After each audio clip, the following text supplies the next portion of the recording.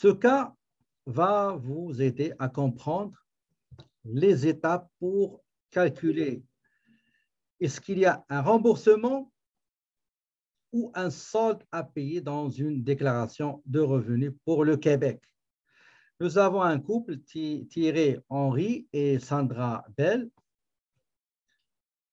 Nous avons quelques éléments sur lesquels vous allez vous baser pour préparer la déclaration manuellement et dire à ces deux contribuables est-ce qu'il y a quelque chose à payer ou bien quelque chose à recevoir. Donc, je vais vous expliquer de quoi s'agit-il. Il y a achat d'une maison. OK? Vous n'allez pas faire des calculs. OK? Je vous ai donné les montants qu'il faut utiliser.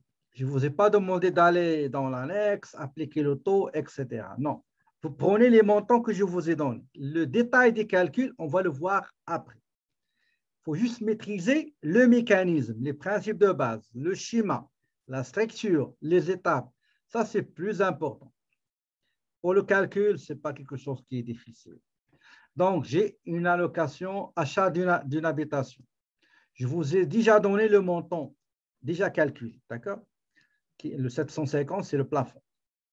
Allocation canadienne pour enfants, 5 400. Allocation familiale du Québec, je vais ajouter Québec ici, c'est 2 500. Assistance sociale, attendez juste une seconde.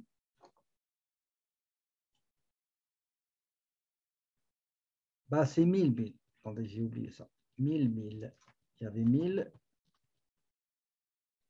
et 1000 ici.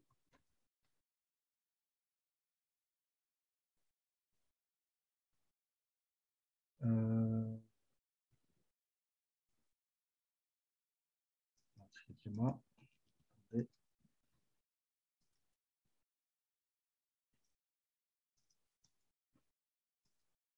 vais juste corriger quelque chose.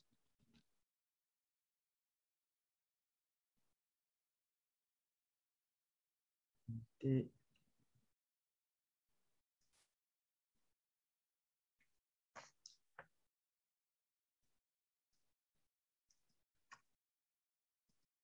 je fais une petite rectification, ce ne sera pas long.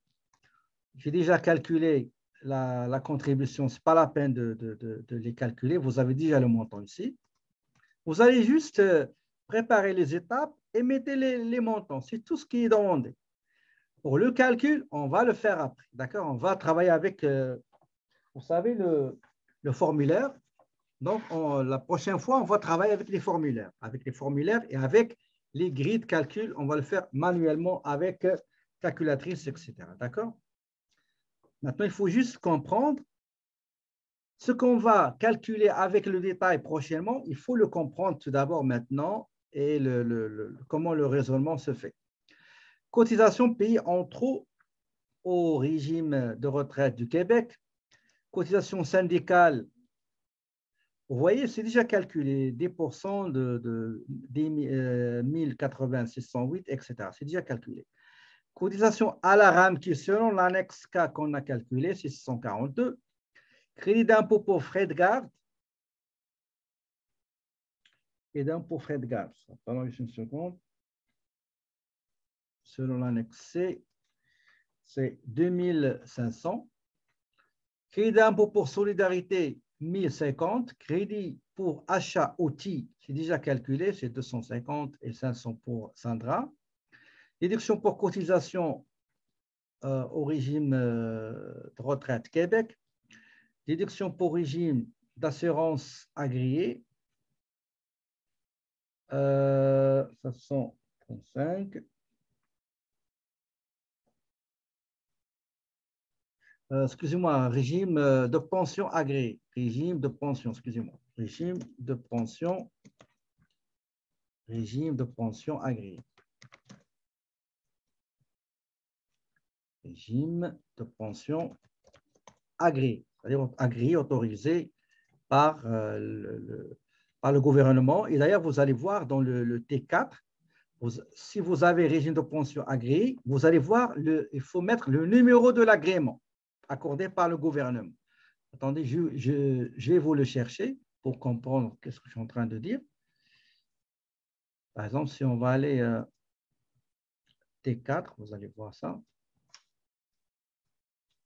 Régime de pension agréé, c'est le fédéral qui s'en occupe.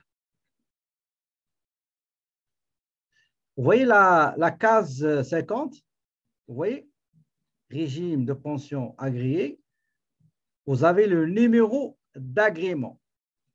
Okay? Le numéro d'agrément, c'est-à-dire le numéro de l'autorisation octroyée par le Canada fédéral pour ces organismes qui font les perceptions, qui gèrent les pensions, etc.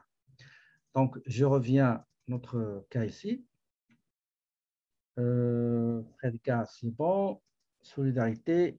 Déduction pour achat d'outils. Déduction pour cotisation, c'est déjà vu ça. Déduction pour travailleurs. On a déjà calculé dans la grille de calcul, je crois, de 101. Dépenses relatives au télétravail, déjà calculé.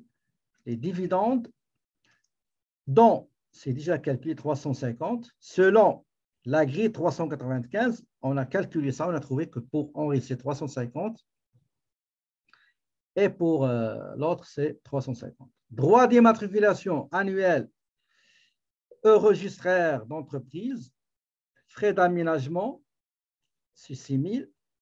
Frais de scolarité déjà calculés selon l'annexe T, c'est 500 et 500 aussi pour sa conjointe. Frais médicaux, on a déjà rempli l'annexe B et on a trouvé que 704 pour Henri et 0 pour Sandra.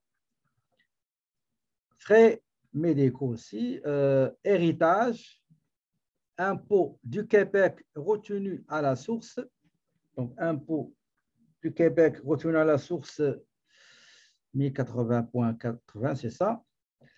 Impôt calculé, donc impôt sur, très important cette information-là,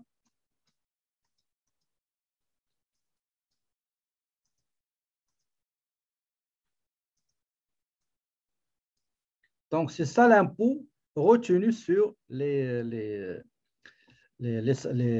salaires, ok? Brut, bien sûr.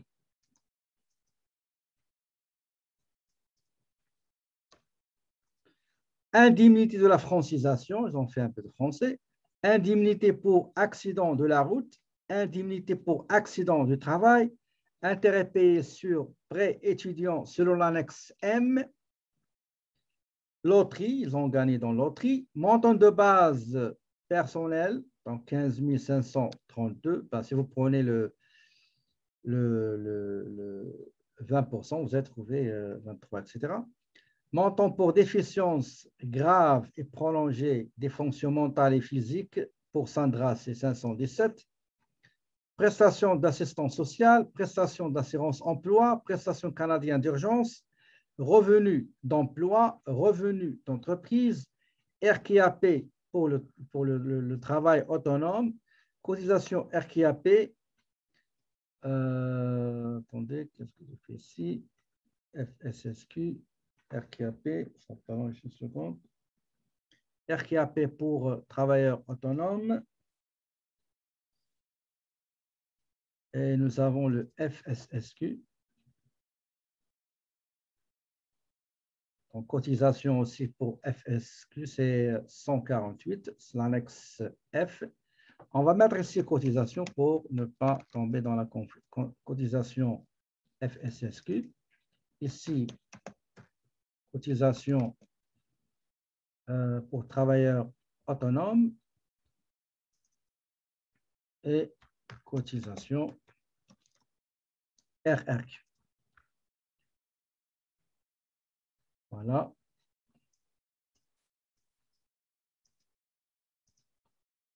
Donc, qu'est-ce qu'on vous demande? On vous demande de calculer pour Henri et Sandra, est-ce qu'il y a un solde à payer ou bien un remboursement à recevoir. Pour ce faire, tout d'abord, il faut bien trier les éléments sur lesquels vous allez travailler.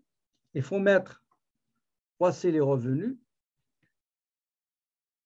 gagnés qui vont composer ce qu'on appelle le revenu total.